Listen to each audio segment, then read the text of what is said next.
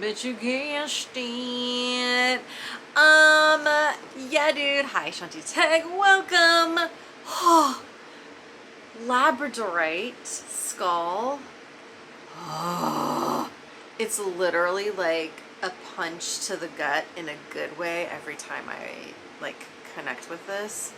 I'm just gonna place you here. Okay. Um, Making friends as a psychic medium. Hi. I was like, what should we jabber about today? And this just kept coming through. Um, and dude, it's no joke. All right, it's been a total freaking saga in my life. Connecting with others, creating friendships, the spark of friendship, right? And then maintaining these relationships, and even like romantic partners. It has been such a wild ride, and I know like really anyone could say this, but I wanted to share my journey, and maybe it's inspiration or just kind of creating some sort of like mutual, I don't know, commonality, a mutual commonality. Duh. Some commonality, if you're watching this and you resonate, or maybe there's someone in your life that you know that is, and it might be tricky to navigate having a relationship with that person, because I get it. I can remember being really young, and just like knowing stuff. And those of you that are, psychic mediums, sometimes the gift is just like, I just know. I don't even need to like tap in, tune in order to receive information. The information is just there. So there's that piece where you might meet someone for the first time in this life, but you know stuff about them. And so they don't feel like a stranger, because you already like kind of have this kind of like Rolodex of information about them. And that can be tricky to navigate, because just because you can tap into that information doesn't make it your business. And especially as a youngster, that shit was tricky to navigate, and it still kind of is, right? How do I create the compartments of like, okay, well, I'm receiving this information, this is stuff that I'm knowing I have access to, but it's not quite my fucking place, because number one, we don't fucking know each other, or whatever. So that was tricky, especially as like a youngster navigating that. And I remember, I had a few different kind of like bully situations as well, because I was weird. I lovingly, I say this lovingly, I was fucking genius. I still am. And so are you, P.S., okay? But I could, and I still do, connect and communicate without talking. We know this, yes? We know this. And that's wild for other people to witness and to be a part of. Especially if that person who potentially has the same gift, the same ability, is tapped in, whatever, opened themselves up to this particular ability, but hasn't recognized that or grasped it or let themselves be with it. But it's very real. So I remember being young and communicating to this one particular individual, and I know it just really weirded them out. It freaked them out. It was probably scary. And then that experience totally got inverted, and that person made the choice to, bully me as a youngster. And I say quote bully, like, because whatever. I mean, did it suck? Fuck yeah, dude. Absolutely. And I definitely don't take bullying lightly. This is just me sharing my experience, and I was able to learn so much and take the higher vantage point, like we've talked about previously, take the higher vantage point to see all moving parts, right?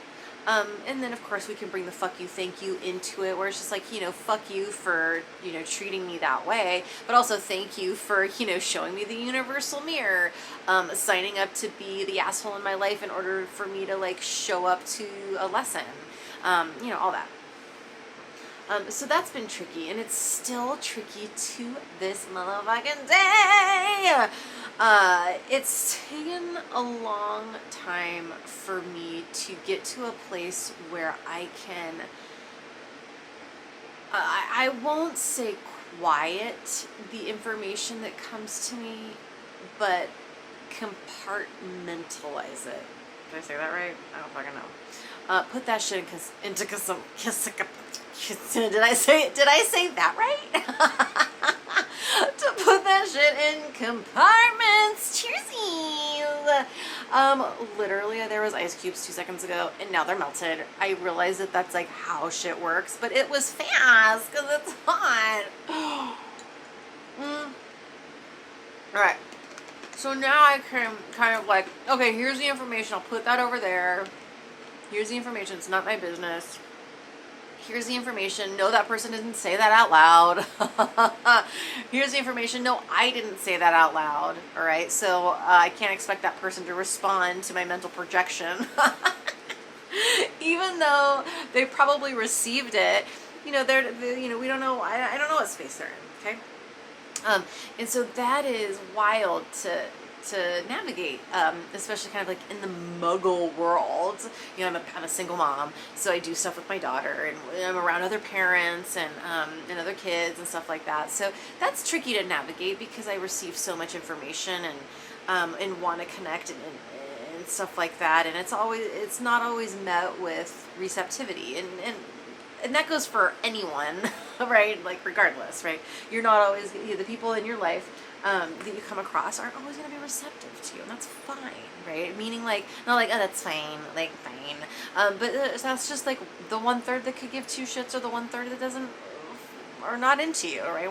That's a universal law, the law of thirds. Okay, so we know this. But what's really been interesting, and I have so many dear friends now that I can share this with, and they're like, oh, fuck yeah, I knew that. Or I could sense that now that you said that. It takes a blink of a fucking eye for me to recognize a member of my soul family on this planet. And we have so many soul family members here, okay? That can take on a variety of different roles in our life. Okay, so it's not always like your homies, or it's not always the lover. It could be like the asshole boss. Okay, it takes a blink of a fucking eye for me to recognize when that shit is in my face. It's like a gut punch, just kind of like the skull. It's a gut punch, but a gut punch through the eyeball. So as if like someone could punch you through the eye and it lands in your gut. It's my best way to describe it. And it really is kind of like getting the wind knocked out of me. That's the experience that I have, especially with like those close members.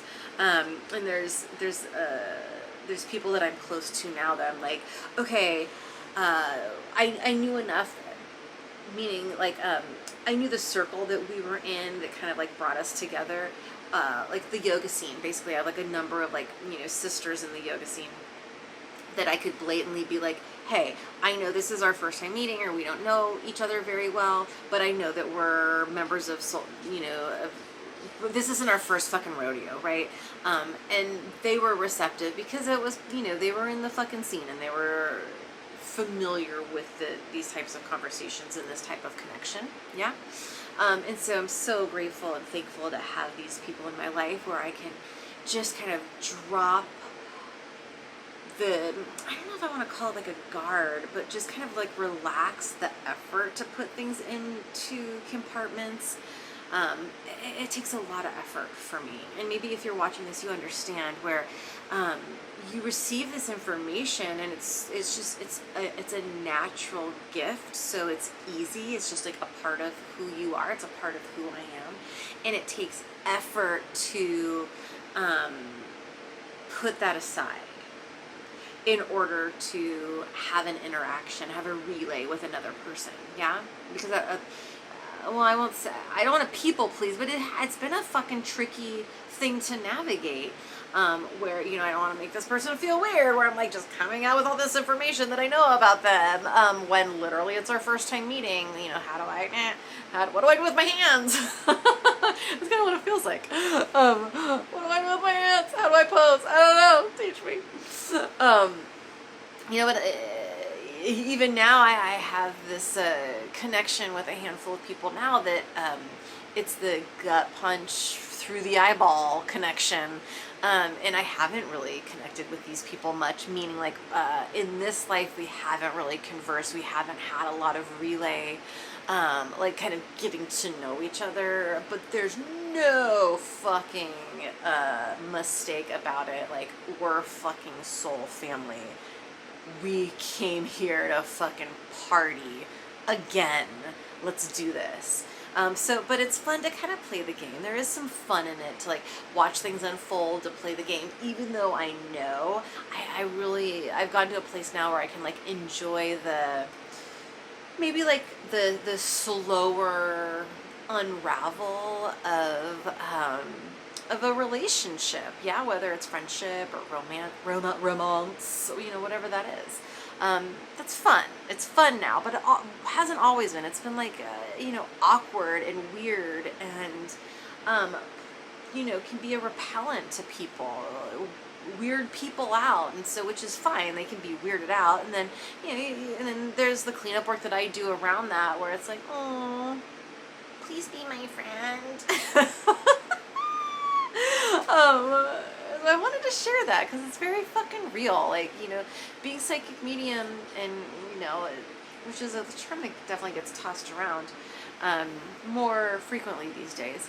But making friends can be tricky. You know, that person needs to be okay. Needs is, you know how I feel about that word. It would behoove that other person to be cozy with transparency. And for me too, I'm very cozy with being transparent. I'm very blunt and very bold and very loving and very open-hearted and very cutthroat all at the same time, which I know is not a match for everyone. So I don't know. I hope sharing this is beneficial. Maybe you're smelling what I'm stepping in. I know the bitch squad smells what I'm stepping in, and I want to just share so much love with you all. You all mean so much to me. Genuine, no bullshit. This is fucking reals talk. This is for reals talk. For realsy realsies. Cheersies. All right, y'all. Talk to you soon. I'll call you. Call me. Text me. Call me. Talk to you soon. Love you all so much. Mwah. Satnam. Fuck yeah.